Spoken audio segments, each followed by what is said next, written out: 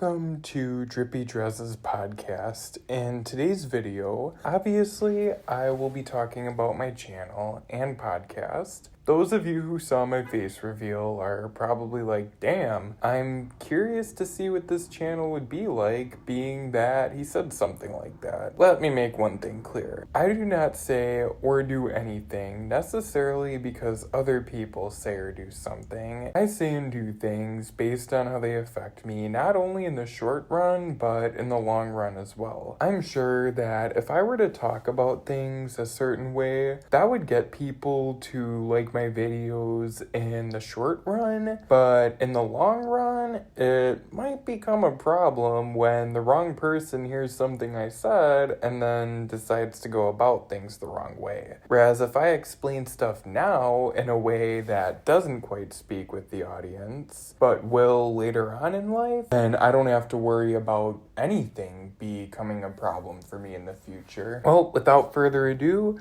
let's start talking about other aspects of both of my projects.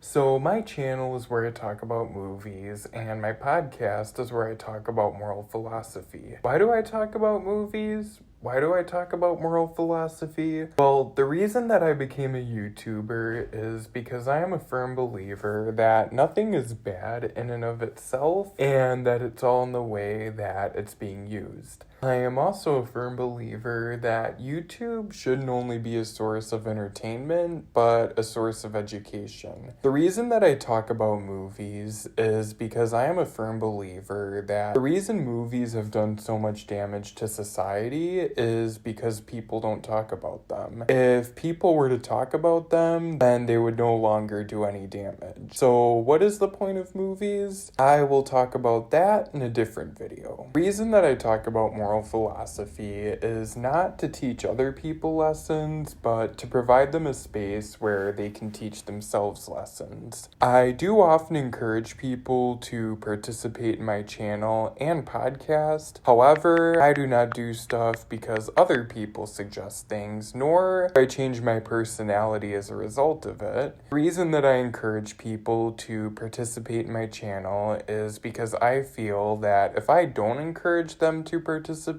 then I am defeating the whole purpose of it. The entire reason that I created my channel and podcast was so that I could help make YouTube an educational space. If I do not encourage people to participate in either, then I am not doing my job as a YouTuber. I'm sure that y'all have a lot of questions, so I'm going to answer a couple of them right now. No, I do not over-exaggerate when I talk.